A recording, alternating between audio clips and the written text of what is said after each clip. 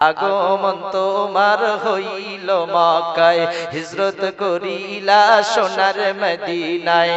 আগমন তোমার হইল মক্কায়, হিজরত করিলা সোনার মদিনায়। কাঁদিতেছো উম্মতের মায়ায়, কাঁদিতেছো উম্মতের মায়ায়। সবার পিয়ারা হায়াতুন নবী। জোরে বলেন না সুবহানাল্লাহ। আরেকটু মন খুলে বলেন না সুবহানাল্লাহ। সকল ঈদের সেরা ঈদ হলো পবিত্র ঈদে মিলাদুন নবী। ভাইরা আমার, ওই নবী পাক বললেন, ও সাহাবায়ে কেরাম যাও আমার আলকামাকে কালমার তালকিন দাও। সাহাবায়ে কেরাম গেলেন, কালমার তালকিন দিচ্ছেন। কালমার তালকিন আমরাও আমাদের মুরব্বী বয়োজ্যেষ্ঠ বা গ্রামের কেউ ইন্তেকালের সময় এলে আমরা কালমার তালকিন দেই না? জি। তবে কালমার তালকিন দেওয়ার একটা সিস্টেম, একটা পদ্ধতি আমরা আজকে জেনে নেই। যেহেতু সব রেসানি জলসা, যেহেতু কবরবাসী রুহের মাগফিরাতের জলসা, ইসাল সওয়াব, তাই এই বিষয়টা আমাদের ভালোভাবে জানা দরকার আছে না নাই? আমরা কি করি, অনেক সময় মুরব্বীরা যখন মারা যাচ্ছে ঠিক সেই মোমেন্টে, সেই সময়ে, সেই মুহূর্তে আমরা মৃত্যু শয্যায় শায়িত, মৃত্যুর সঙ্গে লড়ছে, এইরকম একটা পরিস্থিতিতে আমরা কালমার তালকিন দেই। কেমন করে? কালেমা পড়ো ভাই, তুমি তো মারা যাবে, কালেমা পড়ো লা ইলাহা ইল্লাল্লাহ মুহাম্মাদুর রাসূলুল্লাহ। প্রেসার দেই আমরা, দেই কি দেই না? জি না। নেভার সিস্টেমটা এমন নয়, বরং কি করতে হবে, তার পাশে গিয়ে নিজে নিজে নিজে নিজে তেলাওয়াত করতে হবে। কারণ আপনি যখন তাকে পড়তে হুকুম দিচ্ছেন, একে তো জ্বালা চড়ছে, মউতের জাকান্দানি। নবীজি বলেন সবথেকে বড় কঠিন মুসিবতের সময়টা হলো মউতের সময়। কেমন সময়? পয়গম্বর আরবি বলেন রাহমাতাল লিল আলামিনের ইন্তেকালের সময় চলে এলো, কথায় কথা বেড়ে যায়। আজরাইল এসে নবীর কাছ থেকে অনুমতি নিলেন, ওগো পয়গম্বর, আপনার জান কবজ করার জন্য আমি আজরাইল এসেছি। নবীজি বলেন, ও আজরাইল, আমার জান কবজ করো। শাহাদাত আঙ্গুলখানা নবীজির সিনার উপরে রাখলেন আজরাইল। আমার নবী চোখটা বন্ধ করেছেন ঠিকই, দমটা বন্ধ করেছেন ঠিকই, আমার নবীর চোখের কোণা দিয়ে পানির টোসা গড়িয়ে যায়। আজরাইল আঙুলটাকে উঁচু করলেন। মায়ার নবী বলেন, আজরাইল রে, ও আজরাইল, বলো তুমি আমার সিনার উপরে কি চাপিয়ে দিয়েছো? পয়গম্বর আরবির কথা মতো আজরাইল বলে, ওগো পয়গম্বর, আপনার সিনার উপরে খালি মাত্র আমার শাহাদাত আঙ্গুলখানা চাপিয়েছি। মায়ার নবী বলে, ও আজরাইল, না না না না, আমার মন বলে তুমি আমার সিনার উপরে উহুদ পাহাড়টাকে চাপিয়ে দিয়েছো। আজরাইল বলে, ইয়া রাসূলুল্লাহ, আমার জান আপনার কদমে কুরবান হয়ে যাক। হুজুর, এমনটা বলবেন না। আপনাকে যেভাবে আহসানের সঙ্গে জান কবজ করা হচ্ছে, পৃথিবীতে এই রকম ভাবে আহসানের সঙ্গে আজ পর্যন্ত আমি কারোর জান কবজ করি নাই। নবীজি আবারও চোখের পানি ছেড়ে দিলেন। আজরাইল বলে, ওগো পয়গম্বর, আপনি কাঁদেন কেন? নবীজি বলে, আজরাইল, কেন কাঁদবো না? আমি সৃষ্টির শ্রেষ্ঠ মানব, আখিরি পয়গম্বর, ইমামুল মুরসালিন হওয়ার পরেও যদি আমার মৃত্যুর জাকান্দানিটা যদি এমন হয়, আমার ইন্তেকালের মুহূর্তটা যদি এমন হয়, না জানি আমার উম্মতের কি হবে উপায়। চলে বলেন না। নবী চোখের পানি ছেড়ে দিয়ে কাঁদেন আর বলেন, আজরাইল, আমার উম্মতের মউতের জাকান্দানি আমি নবীর উপর দিয়ে উঠিয়ে নাও, আমি পয়গম্বরের উপর দিয়ে উঠিয়ে নাও। আমার উম্মতকে তুমি কষ্ট দিবা না, আমি নবীর কাছে তুমি কথা দাও। আজরাইল বলেছিল, ইয়া রাসূলুল্লাহ, হাবিবাল্লাহ, পৃথিবীতে যারা নেককার হবে, সালেহ হবে, আমি আজরাইল কথা দিলাম, আপনাকে যেমন আহসানের সঙ্গে জান কবজ করা হচ্ছে, ঠিক একই নিয়মে আপনার নেককার সালেহ উম্মত উম্মাতানির জানটা আমি আজরাইল ওইভাবেই কবজ করব। জোরে বলেন, আর একটু মন খুলে বলেন, ওগো নবীর উম্মতেরা হয়ে আজি দিশে হারা, কোরআন হাদিস ছেড়ে চলো যখন যাহা চাই মনে, নবী বিনা কে দাঁড়াবে পুলসিরাত মিজানে। নবী ছাড়া কেউ দাঁড়াবে ভাই? নবী ছাড়া কেউ দাঁড়াবে আমাদের পুলসিরাতে, মিজানে, হাসরে? কেউ দাঁড়াবে না। ভাইরা আমার, ওই নবী বললেন, যাও আলকামার মউতের সময় এসেছে, তার কালমার তালকিন দাও। সাহাবায়ে কেরাম তালকিন দেয় ঠিকই, কিন্তু আলকামার জবানে কালেমা জারি হয় না। পরিস্থিতি জটিল থেকে জটিলতর পর্যায়ে পৌঁছে গেল। নবীজির দরবারে সংবাদ গেলেন, ইয়া রাসূলুল্লাহ, আলকামার জবানে কালেমা জারি হয় না। নবীজি বললেন, খবর নাও, কে বেঁচে আছে জমিনে? খবর নিয়ে তালাশ করে দেখা গেল ওই আলকামার মা জমিনে জীবিত আছে। নবীজি বললেন, যাও আলকামার মাকে খবর দাও, যে বলবে ও আলকামার মা, বিশ্ব নবী আপনাকে আহ্বান করেছে, ডাক দিয়েছে, আপনি যদি না আসেন মায়ার নবী নিজ ঘর থেকে আপনার বাড়িতে আসবে। আলকামার মায়ের কাছে যখন বললেন, আলকামা বলেন, না, আমার যত কষ্ট হোক না কেন, আমি বৃদ্ধা হয়েছি ঠিকই, কিন্তু তারপরেও আমি বিশ্ব নবীর দরবারে যাব, আমার নবীকে আমি কষ্ট দেব না, দেব না। জোরে বলেন। আলকামার মা গুটি গুটি পায় বিশ্ব নবীর দরবারে হাজির। আসসালাতু ওয়াসসালামু আলাইকা ইয়া রাসূলুল্লাহ, ইয়া হাবিবাল্লাহ। হুজুর, আপনি আমাকে ডেকেছেন, আপনি আমাকে আহ্বান করেছেন। আমার নবী বলেন, নাম, হ্যাঁ আলকামার মা, আমি আপনাকে ডেকেছি। আলকামার মা বলে, ইয়া রাসূলুল্লাহ, বিষয়টা বলুন। বিশ্ব নবী বলেন, ও আলকামার মা, বলেন না আপনার আলকামা কেমন সন্তান? আমি জানতে চাই আপনার আলকামা কেমন সন্তান। আলকামার মা বলে, ইয়া রাসূলুল্লাহ, আমার আলকামা খুব ভালো ছেলে, সে তো আপনি নবী ছাড়া কিছুই বোঝে না, আপনি রাসূল ছাড়া সে কিছুই বোঝে না, সারাক্ষণ আপনার কাছে ওঠা বসা করে। নবীজি বলে, আলকামার মা, ওই বিষয় আমি জানতে চাই না, আমি জানতে চেয়েছি আলকামা আপনার সঙ্গে কেমন ব্যবহার করে। যেই না নবী এই কথা বলেছে, মনে হয় যেন কাটা খায় লবণের ছিটা। সঙ্গে সঙ্গে আলকামার মা হাউ মাউ করে কেঁদে উঠেছে। নবীজি বলে, বুঝেছি। ও আলকামার মা, একবার বলো তুমি কাঁদলে কেন?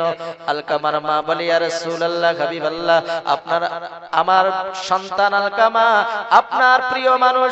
ওই আলকামা আপনার দরবারে ওঠা বসা করে ঠিকই, আপনার কাছে আসা যাওয়া করে ঠিকই, কিন্তু আমি মাকে সে কষ্ট দেয়, বিবিকে সে মহব্বত করে। ইয়া রাসূলুল্লাহ, হাবিবাল্লাহ, আলকামা আমার এত ব্যথা দিয়েছে, এত কষ্ট দিয়েছে, আমি মায়ের কলিজা ঝাঁঝরা করে দিয়েছি।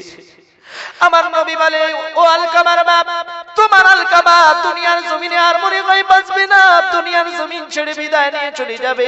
মাগো মা, তোমার সন্তানকে তুমি মাফ করে দাও, ক্ষমা করে দাও। আলকামার মা বলে, ইয়া রাসূলুল্লাহ, আমার মা বাবা আপনার কদমে কুরবান হয়ে যাক। ওগো পয়গম্বর, এমন কথা বলবেন না, আমি আলকামাকে ক্ষমা দিতে পারবো না।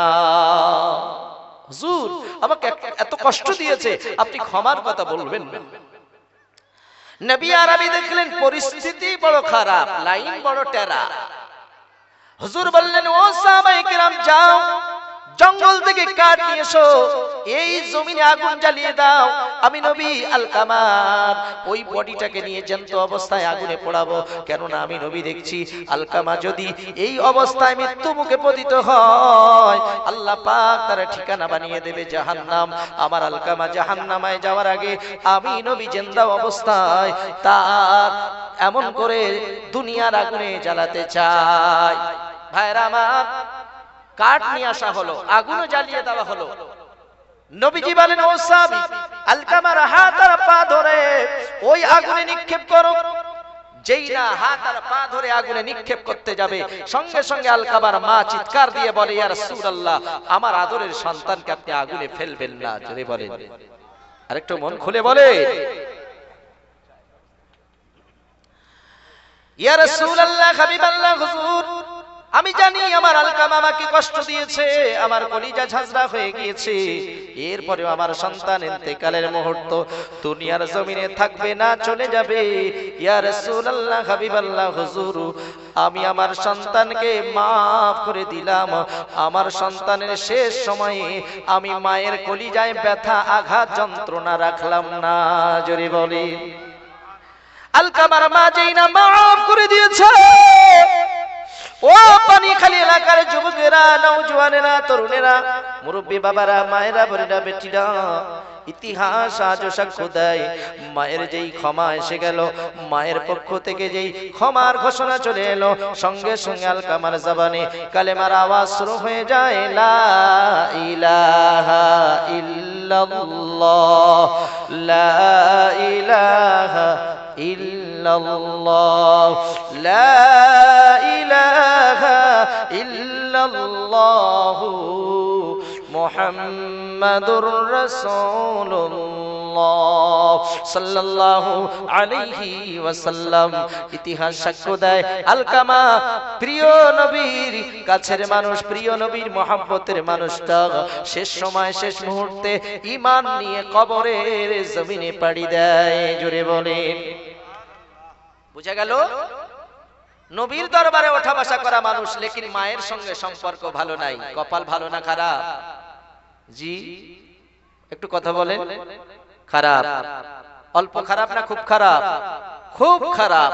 সুতরাং নবীর দরবারে ওঠা বসা করা মানুষ যদি মায়ের সঙ্গে সম্পর্ক ভালো না থেকে কপাল যদি খারাপ হয়, তা তুমি যে দরবারেই ওঠা বসা করো না কেন, জায়গা যদি ঠিক না থাকে, আপনার আমার কপাল কি ভালো হবে বলে মনে হয়?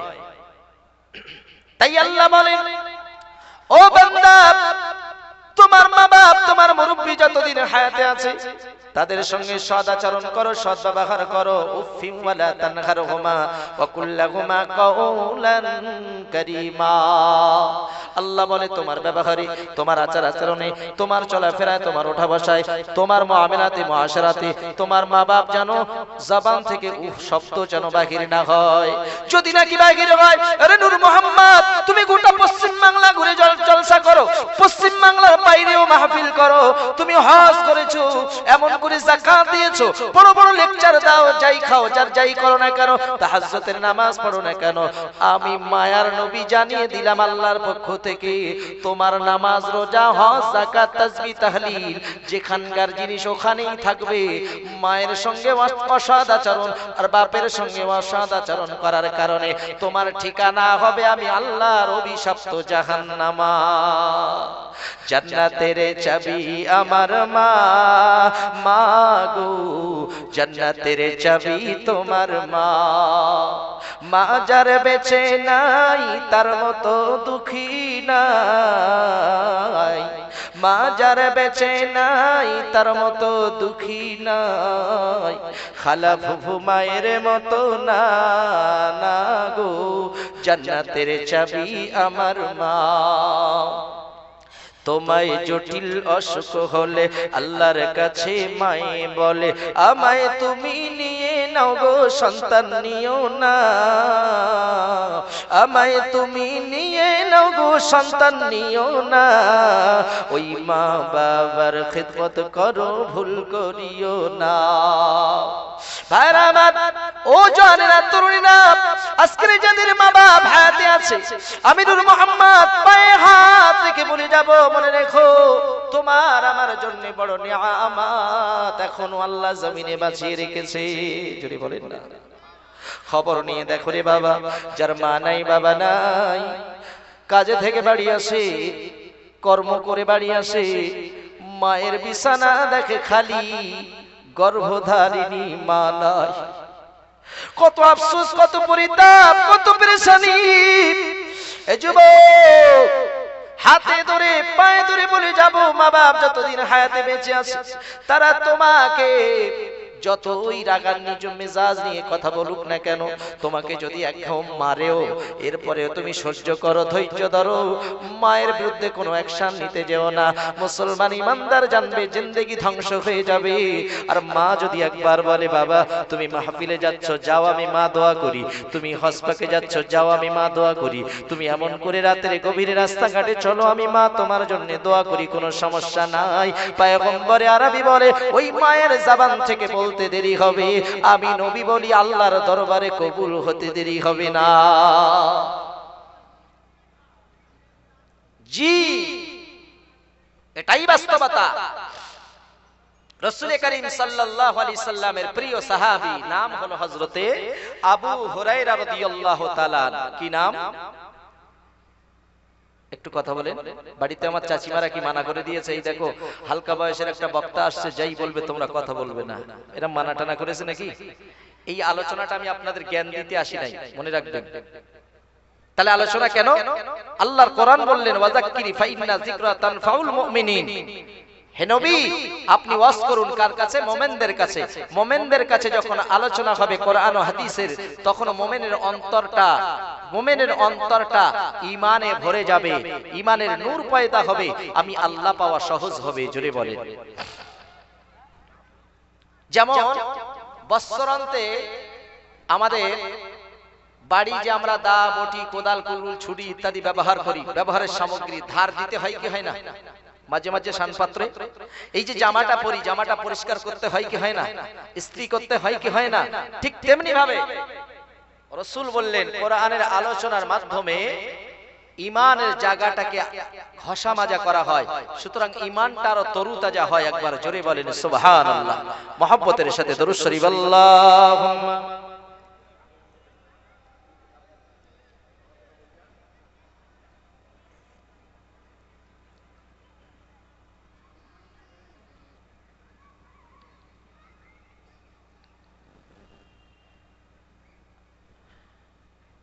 মা যদি আঘাত করে তার বিরুদ্ধে কোন রকম কোন অ্যাকশন নেওয়া যায় না। তার বাস্তব উদাহরণ দেখেন। রাসূল করিম সাল্লাল্লাহু আলাইহি সাল্লামের প্রিয় সাহাবী, নাম তার কি? হযরতে আবু হুরায়রা রাদিয়াল্লাহু তাআলা। কোন সাহাবী? কোন সাহাবী বাবা? হযরতে আবু হুরায়রা রাদিয়াল্লাহু তাআলা। একদিন রাতের গভীর কাঁদতে কাঁদতে নবীজির কাছে আসলেন।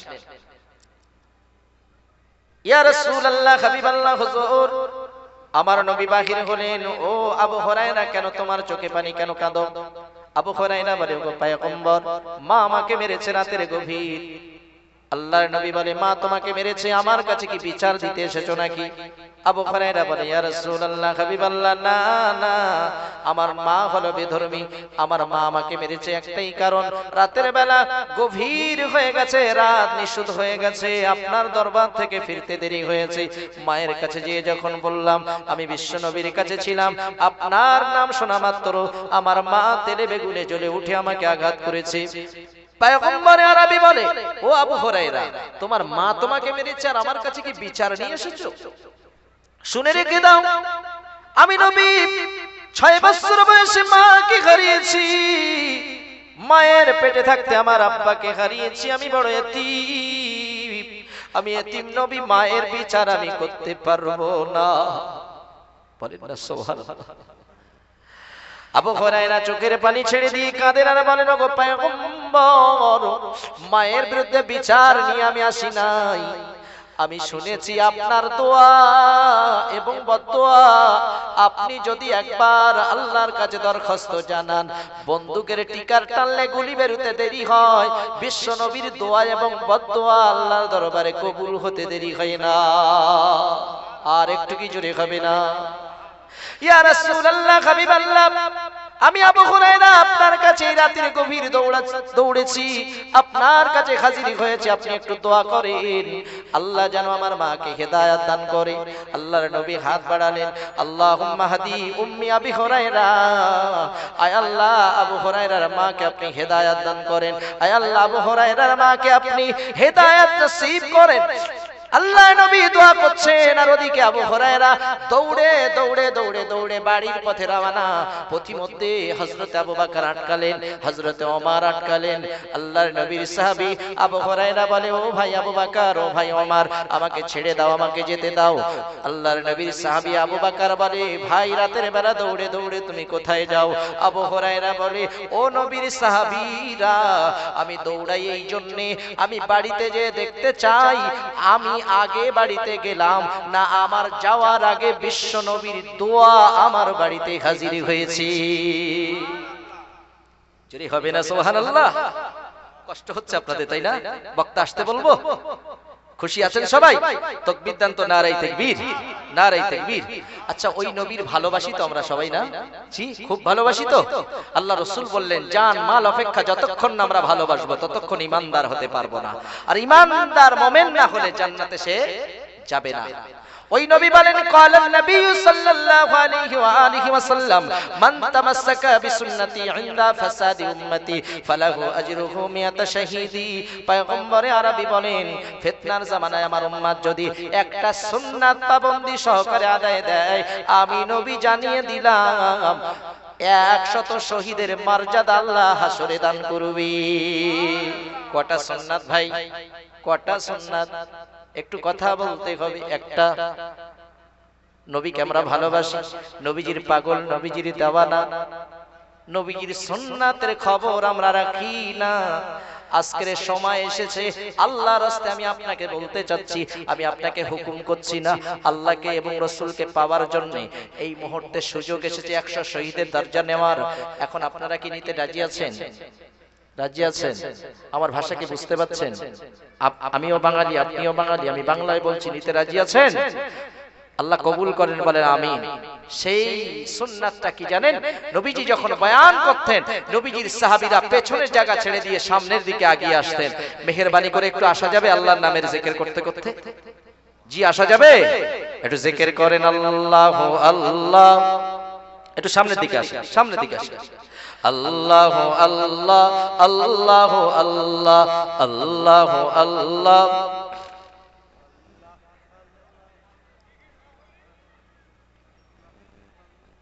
একটু সামনের দিকে আগে আসেন, আগে আসেন, দোয়া করি। আল্লাহ আমার মুরব্বিরা আগে আসছে, আল্লাহ তাদের নেক হায়াত বাড়িয়ে দাও, শরীরের সকল অসুস্থকে সুস্থ করে দাও। জোরে বলেন আল্লাহুম্মা আমিন। একটু জিকির করেন আল্লাহু আল্লাহ, আল্লাহু আল্লাহ, জোরে জোরে আল্লাহু আল্লাহ। মনের ভিতর যন্ত্রণা নবী তুমি বিনে কেউ জানে না, কবে যাব তোমার কাছে, কবে যাব তোমার কাছে, স্বপ্নে এসে বলেন না আল্লাহু আল্লাহ, জোরে জোরে আল্লাহু আল্লাহ, আল্লাহু আল্লাহ, আল্লাহু আল্লাহ, আল্লাহু আল্লাহ, আল্লাহু আল্লাহ, আল্লাহু আল্লাহ। নবী মোদের জানের জান, ভাইরে নবী মোদের প্রাণের প্রাণ। ওই নবীকে দেখতে চাইলে, ওই নবীকে দেখতে চাইলে হও নবীর প্রেমে পেরেশান। আল্লাহু আল্লাহ, জোরে জোরে আল্লাহু আল্লাহ, আল্লাহু আল্লাহ, আল্লাহু আল্লাহ, আল্লাহু আল্লাহ, আল্লাহু আল্লাহ। লা ইলাহা ইল্লাল্লাহু মুহাম্মাদুর রাসূলুল্লাহ সাল্লাল্লাহু আলাইহি ওয়াসাল্লাম। হযরত আবু হুরায়রা বলে, ও নবীর সাহাবী, আমি দৌড়াচ্ছি এই জন্যে, আমি আবু হুরায়রা দেখতে চাই আমি বাড়িতে আগে পৌঁছালাম নাকি বিশ্ব নবীর দোয়া আমার বাড়িতে আগে হাজির হয়। আর একটু জোরে হবে না? আবু হুরায়রা বর্ণনা করে, আমি বাড়ির দোরগোড়ায় দাঁড়ালাম, মা বলে আওয়াজ দিলাম, মা দরজা খোলো। ভিতর থেকে আওয়াজ দেয়, ও বাবা আবু হুরায়রা দাঁড়াও, আমি আসতেছি। বলেন না সুবহানাল্লাহ। ইয়া রাসূলুল্লাহ, হাবিবাল্লাহ, মায়ের গলার এই জবাবটা শুনলাম ঠিকই, কিন্তু আমি আবু হুরায়রা লক্ষ্য করে দেখি মায়ের গলার আওয়াজের ভিতর থেকে তাওহীদের গন্ধ পাওয়া যায়। আর একটু কি জোরে জোরে হবে না? নূরে ভরপুর চেহারা তোমার, জোরে বলেন না। নূরে ভরপুর চেহারা তোমার, দেখিতে বড়ই বাসনা আমার। আমি কবে যাব জানি না, আমি যে তোমার দেওয়ানা। আমরা নবীর দেওয়ানা নই? জি। আবু হুরায়রা বলছে, মায়ের গলার আওয়াজের ভিতর থেকে আমি তাওহীদের গন্ধ পেলাম। একবার জোরে বলেন সুবহানাল্লাহ। মা আমার দরওয়াজা খুলে দিলেন, আমি আবু হুরায়রা ভিতরে গেলাম, প্রবেশ করলাম।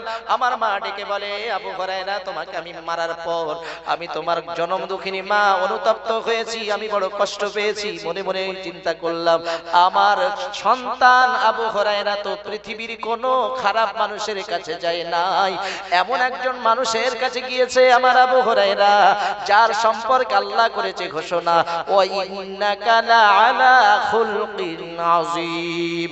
গোটা পৃথিবীর মানুষের চরিত্র যদি এক পাল্লায় রাখা হয় আর আমার হাবিবের চরিত্র যদি অপর পাল্লায় রাখা হয়, আল্লাহ গ্যারান্টি দেয় আমার নবীর চরিত্রের পাল্লা ভারী হয়ে যাবে। আর একটু কি জোরে জোরে খাবে না? আমার নবীর চেহারায় বরকত, আমার নবীর কথায় বরকত, আমার নবীর শরীরের ঘামেও বরকত, আমার নবীর পেশাবেও বরকত। পেশাব একে অপরের খাবে হারাম, আর আমার নবীর পেশাব একজন আল্লাহর বান্দা খেয়ে ফেলেছেন, নবী বলে জাহান্নামের আগুন তোমার জন্য হারাম। আমার আপনার শরীরের ঘাম একে অপরের যদি নাকে যায়, গন্ধটা যদি নাকে আসে, এত দুর্গন্ধ, বলে সরে যা। আর আমার নবীর ঘাম মোবারকখানা মদিনার মেয়েরা মায়েরা শিশির ভরে ভরে রাখতেন, কৌটো ভরে ভরে রাখতেন। বিয়ে বাড়িতে বিশ্ব নবীর গায়ের ঘাম মোবারকখানা আতর হিসাবে ব্যবহার হতো। আর একটু কি জড়িয়ে জড়িয়ে খাবে না? মুসলমান ইমানদার কি দিয়ে আমি আপনাকে বোঝাই, যারা হজ করেছে অথবা উমরাহ করেছে তারাই এই দৃশ্যখানা বুঝতে পারবে। আজ নবী নাই, নবীবিহীন কাবা, নবীবিহীন মদিনা, নবীজি শুয়ে আছেন, তারপরেও মদিনায় গেলে বাড়ি আসতে মনে চায় না। জোরে বলে। মক্কায় গেলে সব ব্যথা যন্ত্রণা দুঃখ সব ভুলে যায়। এই জন্য দেখবেন হাজী সাহেবেরা হজ পাক থেকে ফিরে এসে বলে আবার যাব, বলে কি বলে না, কি গো হাজী সাহেব তোমার উপরে হজটা একবার ফরজ, তা তুমি আবার যাবে কেন? বলে যত দেখি ততই মজা লাগে, মনের স্বাদ মেটে না। জোরে বলে। আর একটু মন খুলে হবে না? আমি অসহায় তাই এত দূরে রই, আমি অসহায় তাই এত দূরে রই, শুধুই সালাম জানাই মদিনা, যাইতে পারলাম না মদিনা, দেখতে পারলাম না। যারা যেতে পারেনি তাদের মনে আফসোস হয় কি হয় না? আল্লাহ একবার খানায় কাবা দেখাও, আল্লাহ একবার মদিনা দেখাও। তবে মনে মনে নিয়ত রাখেন, তাহাজ্জুদের নামাজ আল্লাহর কাছে কাঁদেন, খোদার কসম চোখের পানি যদি একবার কবুল হয়ে যায়, কোনো না কোনো কৌশলে আল্লাহ ওখানে পৌঁছে দেবে। জোরে বলে। আর একটু মন খুলে বলে। আমি অসহায় তাই এত দূরে রই, আমি অসহায় তাই এত দূরে রই, শুধুই সালাম জানাই মদিনা, যাইতে পারলাম না মদিনা, দেখতে পারলাম না। মদিনা নাম কত সুন্দর,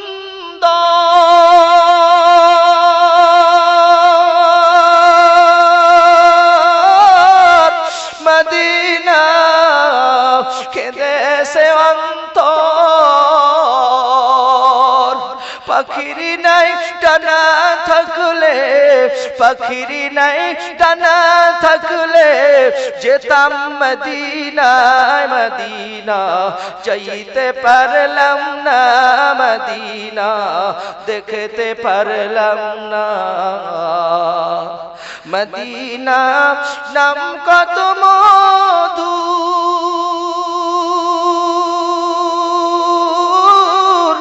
মদিনা আর যে কত দূর, ওই মদিনার পাথের ধুলি আমি, ওই মদিনার পাথের ধুলি আমি, মাখতে পারলাম না মদিনা, যাইতে পারলাম না মদিনা, দেখতে পারলাম না। মদিনা নাম কত মধুর,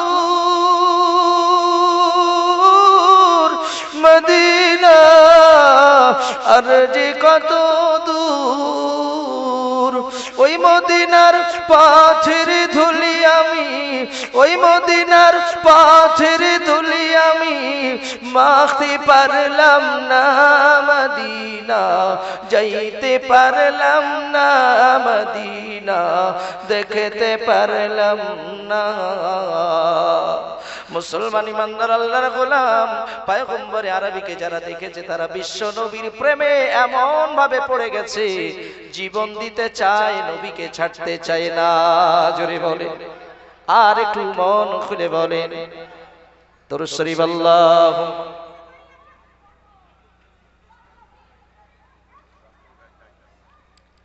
রাস্তার উপরে যে সকল গাড়িগুলো দাঁড়িয়ে আছে, ড্রাইভার ভাইদের কাছে অনুরোধ, ভাই গাড়িগুলোকে একটু সাইড করে নেন, মানুষের যাতায়াতের অসুবিধা হচ্ছে। আমার সোনা মানিকেরা, আমার মুরব্বীরা, আল্লাহর রাস্তায় বলবো, আল্লাহর রাস্তায় বলবো, আজকে রে মুরব্বীদের রুহে সওয়াব রেসানি মজলিস।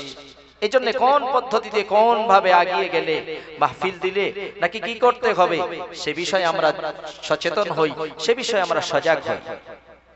রাহমাতাল লিল আলামিন বলেন, মান যারা কবরি আবাইহি ওয়াহদুহুমা ফি কুল্লি জুমাতিন গুফিরা লাহু ওয়া কুতিবা লাহু বারাআ।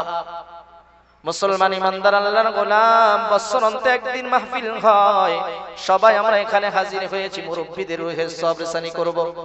এখন এর বাইরে আমরা কি করব? কারণ আমাদের দেশের নিয়ম নীতি তো এমন হয়ে গেছে, দুটো চারটে গরু জবে করতে হয়, গ্রামের মানুষকে দাওয়াত করতে হয়, কালেমা খানি হয়, কোরআন খানি হয়, তারপরে সওয়াব রেসানি হয়। আমি গরিব, আমার মা বাপের জন্য কেমন করে দোয়া করব, কেমন করে সওয়াব রেসানি করব? আল্লাহ বলেন, রব্বিরহামহুমা কামা রাব্বায়ানি সগীরা।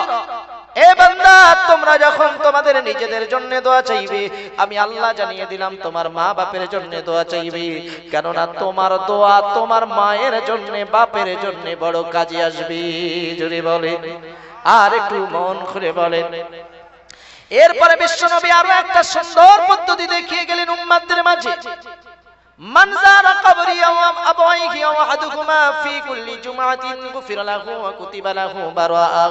পয়গম্বর আরবি বলে, আই উম্মত, জুমার দিন যখন নামাজ হয়ে যাবে, তুমি আখেরি নবীর আদরের উম্মত, তুমি যেন বাড়িতে চলে যেও না, বাড়িতে চলে যেও না। তোমার মাকে যেখানে দাফন করেছো, আব্বাকে যেখানে দাফন করেছো, দাদু দাদিমাকে যেখানে দাফন করেছো, ওই জায়গায় চলে যাও।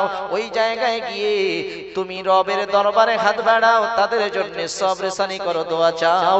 পয়গম্বরে আরবি বলে, জুমার দিনের এমন একটা মুহূর্ত আছে, এমন একটা সময় আছে, বান্দা মাবুদের দরবারে জায়েজ যে কোনো দোয়া করলে আমার আল্লাহ সেটা কবুল করে নেয়। আর একটু কি জোরে জোরে হবে না? কিন্তু আফসোস, আজকের জুমার দিনে কবরস্থানে যাওয়া তো দূরের কথা, ইমানদার মুমিনের জন্য জুমার সব নামাজ পড়ার মতো সময় নাই। ঠিক না ভুল? তবে আপনার পানিখালী এলাকা ভালো, ওই আমার জীবনতলা এলাকার কথা বলছি। ভাইরা আমার, এত ব্যস্ত, জুমার দিন মসজিদে আযান হয়, উম্মতের যাওয়ার সময় নাই। অথচ আল্লাহর কোরআন বলেন, ইয়া আইয়ুহাল্লাযীনা আমানু ইযা নুদিয়া লিস-সালাহ মিন ইয়াউমিল জুমআহ ফাসআউ ইলা যিকরিল্লাহি ওয়া যারুল বাই'আ যালিকুম খায়রুল লাকুম ইন কুনতুম তা'লামুন। আল্লাহ ডাক দিয়ে বলে, রে বান্দা, জুমার দিন যখন তোমাদেরকে ডাক দেওয়া হয়, তোমরা বেচাকেনা বন্ধ করো, তোমরা কাজ কারবার ব্যবসা বাণিজ্য সব বন্ধ করো, দোকানপাট বন্ধ করো। আমি আল্লাহর ওয়াদা, ও বান্দা, তুমি জুমার জন্য নামাজের দিকে, মসজিদের দিকে ধাবিত হও।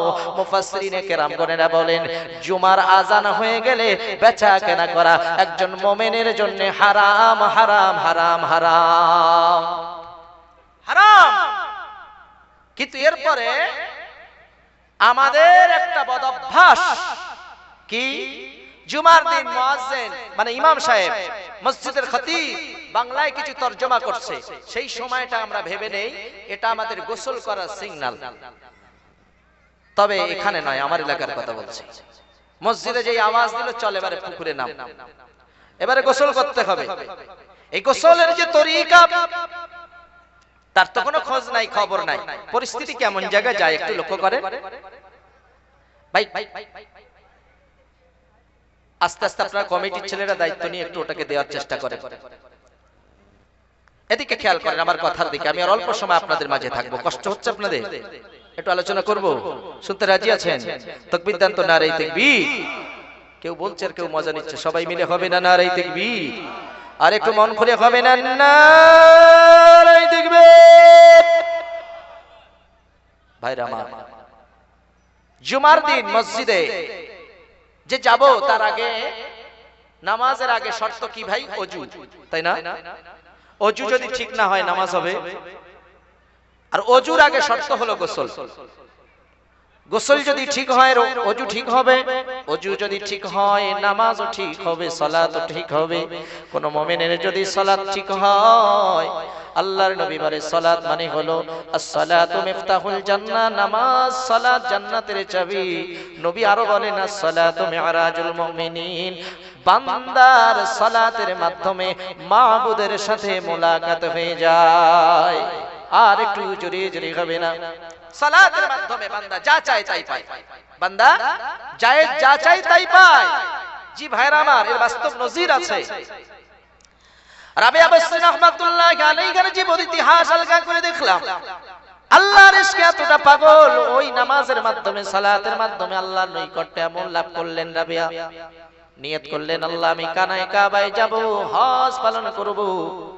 কাফেলার সঙ্গে রওনা। প্রতিমধ্যে রাবিয়ার গাধাটা জমিনে পড়ে ইন্তেকাল হয়ে গেল, মারা গেল। সঙ্গী সাথীরা বলে, রাবিয়া এখানে দেরি করে লাভ নাই, চলো আমাদের সঙ্গে আল্লাহর খানায় কাবায় যাই।